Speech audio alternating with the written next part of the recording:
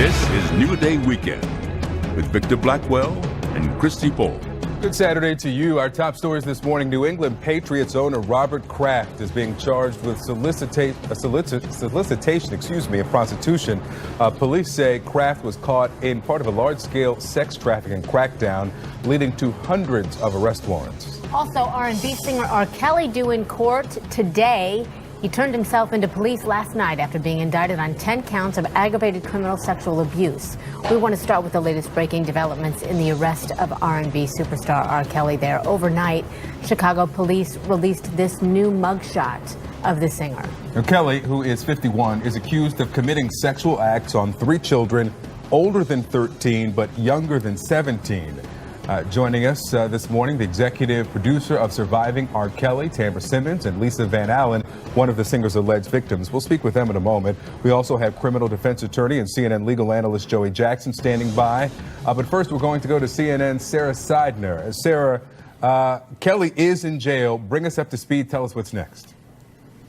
We'll let you know what happened around 8 o'clock here in Chicago. We were there outside Central Booking. R. Kelly began the evening at his studio where we saw him coming out of the studio. And then he drove a couple of miles and ended up going straight to Central Booking where he walked in. There were no incidents and he walked straight in. His attorney was there with him. There were a couple of other people there from his camp with him. You see the video there of him coming out of that van and then going towards the Central Booking Police Department there, and you'll see him going completely in, and that is where he is tonight. He is being held in police custody. Now, this all comes the same day that we heard from the state's attorney, who has charged him with 10 counts of sexual abuse, of aggravated sexual abuse involving 4 women.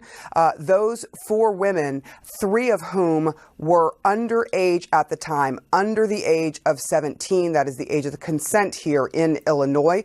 We noticed the span of time is quite large. The first date that they use is 1998, and it goes all the way to 2009. You see there are 3 alleged victims. The charges go for quite some time, 2010. You know, for decades, R. Kelly has been accused of sexually inappropriate behavior with minors. He has always maintained his innocence. He has always denied exactly what people have been saying. We know that there have been settlements, though, out of court from women who have said that he had sex with them when they were minors, but we could never see the details of what those settlements were. Now we are seeing charges here in 2019, but you have to remember that in 2008, he was put on trial on 14 counts of child pornography. That was partly due to a videotape that existed there at the time that the jury saw, that prosecutors said had a girl on it that was 13 or 14 years old. And they said that it was R. Kelly on the tape, R. Kelly making the tape, and this girl on the tape as well. And what ended up happening is that a jury pretty much said, look, we couldn't positively identify either R. Kelly nor the girl, and so not beyond a reasonable doubt anyways. And so he was acquitted in that trial. Now you fast forward 11 years and there are different charges that the state's attorney has used, but we now know that at least one of the girls that this all comes out from, at least one of the girls was the same girl that was involved and was the victim in the very first trial. The alleged victim then, we are now seeing new charges that have to do with another videotape that was turned over to the state's attorney's office by attorney Michael Avenatti, who said that he is representing 6 clients now involved in the case.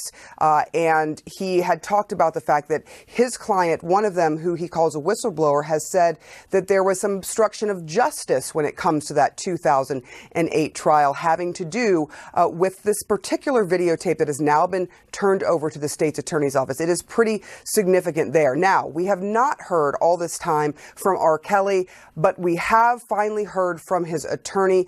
Here is what his attorney had to say when I asked him if he was trying to say that all of these women over all of these years, including these new charges, women coming forward in these new charges, were lying. Do you think these women are lying? Yes. All of them. I think all the women are lying, yes. Unfortunately, the state's attorney now succumbed to public pressure, to pressure from grandstanders like Michael Avenatti and Gloria Allred, and brought these charges. Mr. Kelly is strong, he's got a lot of support, and he's going to be vindicated on all these charges, one by one if it has to be. These alleged victims not happy to hear R. Kelly's attorney say that they are liars when for years they have said that everyone ignored them, including everyone from the media to law enforcement, and they finally feel like there is the possibility of justice being done. Victor and Christy. All right, Sarah Seidner, thank you so much for wrapping that up and breaking it down for us. I want to bring Joey Jackson in right now. So, Joey, we heard the attorney there, Steve Greenberg. He also said one of the charges appears to involve some alleged victim from an earlier case, and double jeopardy should bar that case in this one. Is there credence to that argument? You know, there very well could be. Good morning to you. Good morning to Sarah Seidner, who's been doing exceptional work here. And, of course, to you, Victor. Listen, what will happen is that as they move forward, attorneys will file motions, and you better believe that those motions will be predicated on all types of things. There's, of course, issues, as it relates to everything. Now, I'm very concerned, and I'll get into my concerns in terms of exactly what they are and how they relate to R. Kelly and him being in serious jeopardy as a result of these charges. But everything's on the table. Remember, we should just take a step back and understand that this is a process that's just begun. There's an indictment. All an indictment means, Christy, is that 16 members in this community have gotten together. They've heard evidence from a grand jury. A prosecutor's presented information. They've heard witness testimony. There's no judge in the grand jury. They're not subjected to cross-examination. They're not vetted. They're not tested. And so of those 16, a majority, 9, conclude that there's reasonable cause to believe that a crime was committed, and indeed R. Kelly committed it. Now, that is highly significant. No one wants to be indicted. It's a terrible day when that happens. But after the indictment comes, of course, we know today there'll be issues as it relates to his custodial status. Should he remain out? If he does, I would suspect, Christy, that the judge will impose conditions, take away his passport, and give him a significant bail as it relates to having an incentive to return to court. And then, of course, in time, there'll be discovery exchange from the prosecutor to the defense attorney, and they'll be able to more thoroughly understand the specifics of the charges, not only an indictment, but exactly what the witnesses are saying. Only then can we really make an assessment as to what's factually accurate, what's factually not. But I think when you look at issues of double jeopardy, certainly that'll be questioned. If there are other theories of prosecution that were not determined at that earlier time, then of course the state has a right on other alternative theories to move forward. But certainly I think as they move forward, the attorneys will be challenging everything. Okay. Joey Jackson, stand by. I want to bring in now Tamara Simmons, the executive producer of Surviving R. Kelly, and Lisa Van Allen, one of R. Kelly's alleged victims. Ladies, welcome to the show. And Lisa, let me start with you. Just your reaction to the headline here that R. Kelly turns himself into police over sex abuse charges. My reaction, I'm really not surprised. I guess I am surprised at how quickly Cook County, acted on with the evidence they had. So I commend them for that. But I'm not surprised that they were able to find charges on him. What is your reaction to the attorney there saying all of these girls are lying? I can't speak out for everyone else, but I know I'm not lying. So for him to say everyone's lying is a lie. Mm-hmm. Okay. Mm-hmm. Okay. Tamara, why now? Because, and you were here just last week after the discovery of the tape, the latest tape. These allegations have been around for decades, literally. Mm-hmm. Why do you think the documentary got such a huge audience, that now there are these new charges, that the Mute R. Kelly movement is viable? Why now? I just think that now with society and putting it out there in the public, you can't ignore it. But before they could turn a blind eye, but now they can't because it's too much in your face. And I think that they're going back now saying, did we miss something then that occurred? And we could see in the documentary how there were so many facts laid out from the early 90s up until now. And it's like, that happened 30 years ago. It's still happening now. Are we as a society going to continue to allow this to happen for 30 more years and have even more, allegations come out later and then, talk to the victims at that time, but we could have stopped it at this time in 2019. Yeah, Lisa, you said that you had come out about this in 2008 and that nobody heard you. You said you'd always been told you don't talk about that, you don't tell our business. Who was giving you that directive?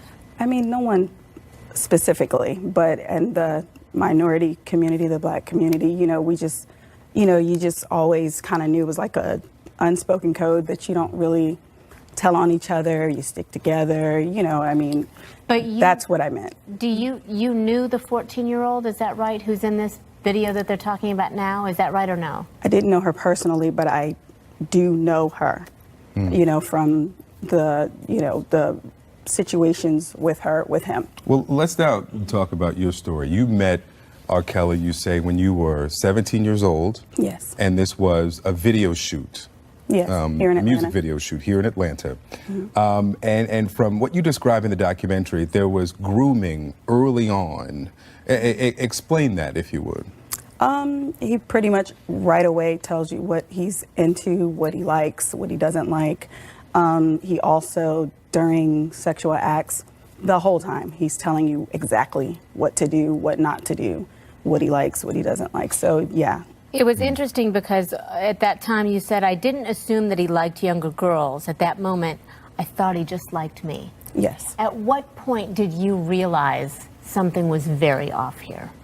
There wasn't just one time. It would be reoccurring things where, I was getting older. I'm 19. The girls are still 18, 19. I'm turning 20. You're still 18, 19. You get what I mean? Like, and then it was like, eventually it was like, okay, he likes young girls. It's not just me. It's not just the rumor about Aaliyah, which isn't a rumor, but you know what I mean?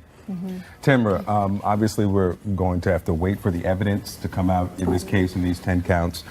But does this time feel different as it compares to the 2002 charges, the 2008 trial? Does this feel different? I mean, to me, it does. I didn't follow the 2002 trial like in depth, but I will be following now because I'm, have Lisa to thank for being so brave and the other survivors and families that are still fighting to get their daughters back. But I think that now there's so much in like I was saying, in the public's face, you can't turn a blind eye to it. So I do believe that they're going to do their due diligence and make sure that this doesn't continue to happen. Yeah. And I would like to just put out there that, he's always kind of been in your face about it anyway. He calls himself the Pied Piper, and, the Pied Piper takes, if you know anything about the book, the Pied Piper lures children away from their families. He's known for doing that. My book is Surviving the Pied Piper. It gets more in depth about that. And there were descriptions that we had from Sarah Seidner, who we'll get back to in just a moment, that really kind of mirror what you described in the documentary of having to call him daddy and not speaking to other people. Yes. Tell us about, you said that you were involved with R. Kelly and another girl who was 14, but you didn't know she was 14 at the time. No. Okay. I was 17. He told me she was 16. Okay. Yes. But you expected he knew how old she was. For you to, yeah, I do. Honestly, because it was, it was supposed to have been his family member. But I didn't know at that time. He told me it was his neighbor who was 16 and I was 17. So he said what he needed to say to get me to agree to do the threesome. All right. We want to get back to Sarah Seidner now real quickly. Again, Sarah's in Chicago. She's been following this whole thing. Sarah, as we look forward to what is going to happen, we look ahead to what's going to happen today. Is there an expectation that we are going to actually hear from R. Kelly? He has not particularly been silent on this. Look, there's a lot of people that are going to be waiting to see if he says anything, in court.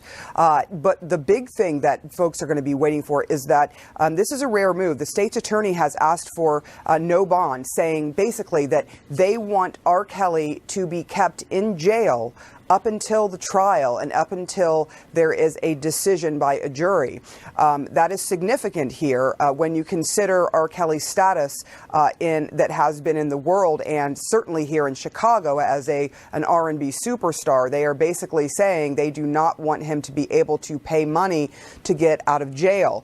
That will be up to a judge. There is a bond hearing this afternoon here in Chicago. We will be there watching and listening to every word. But it could be that a judge agrees with the state's attorney and decides that, yes, indeed, he is going to be